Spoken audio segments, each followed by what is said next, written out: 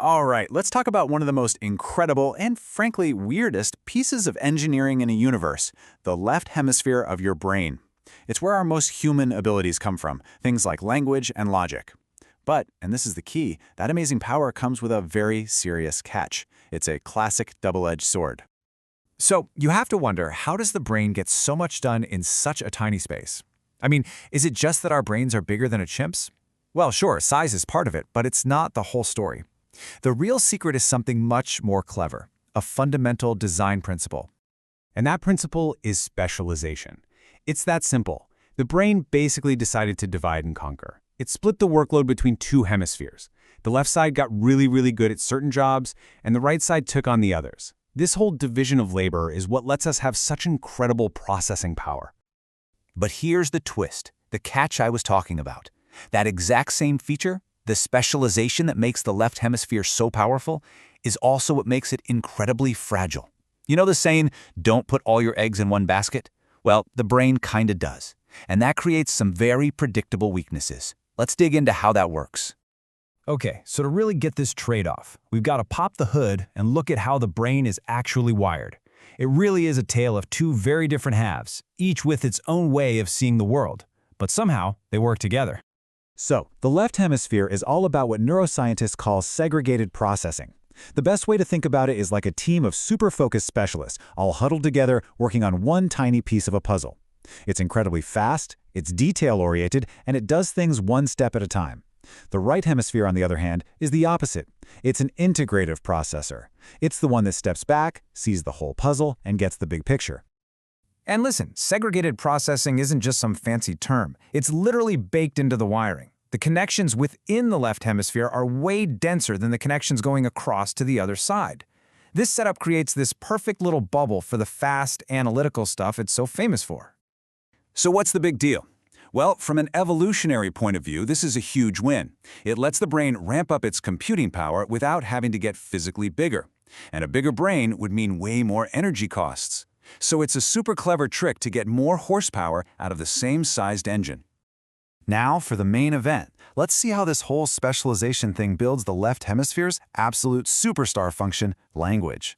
Our old ideas of just a couple language spots in the brain are long gone. The modern view is way cooler. We now see language as a product of two distinct, interconnected neural superhighways.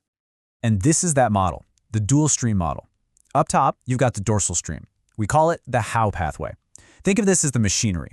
It connects sounds to the movements of your mouth. It handles the nuts and bolts of grammar and lets you repeat words you hear. Then below it, you have the ventral stream, the what pathway.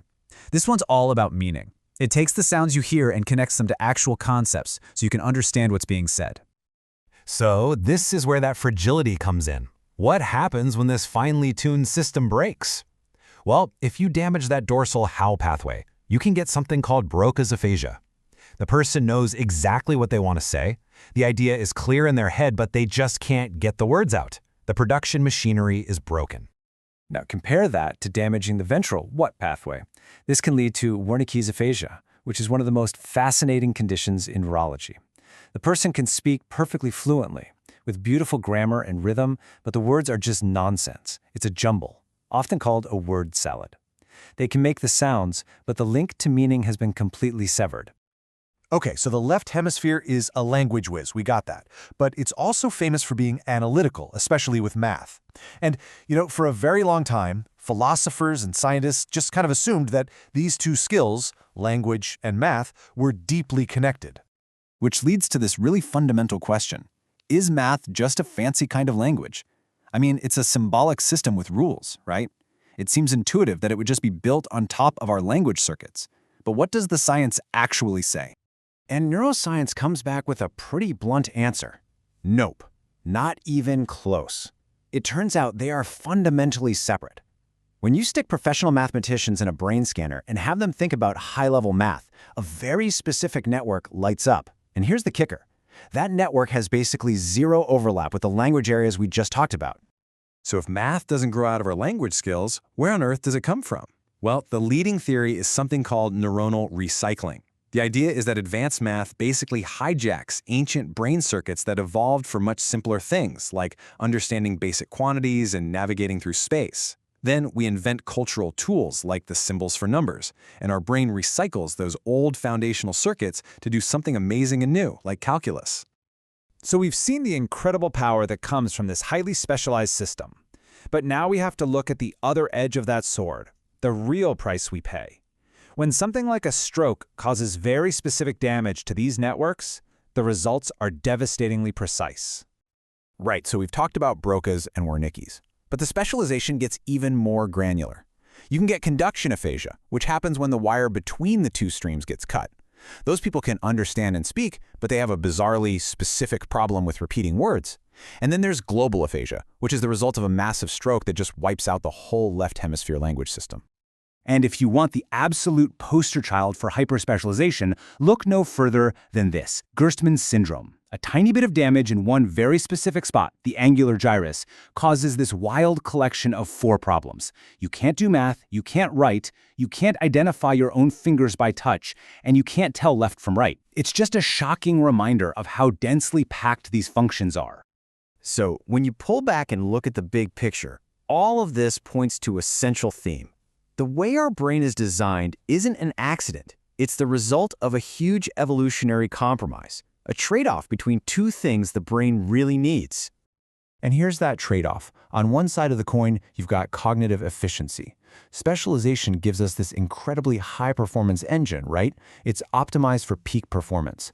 But on the other side, you lose cognitive resilience.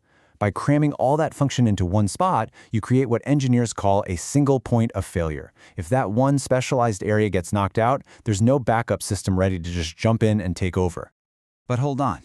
The brain isn't like a static computer chip. It has this incredible superpower called neuroplasticity. This is the brain's ability to literally change its own wiring. After an injury, healthy parts of the brain can try to reorganize and take over the job of the damaged parts.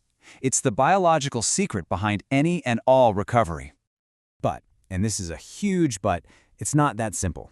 When the left hemisphere's language network goes down, the right hemisphere often tries to help out.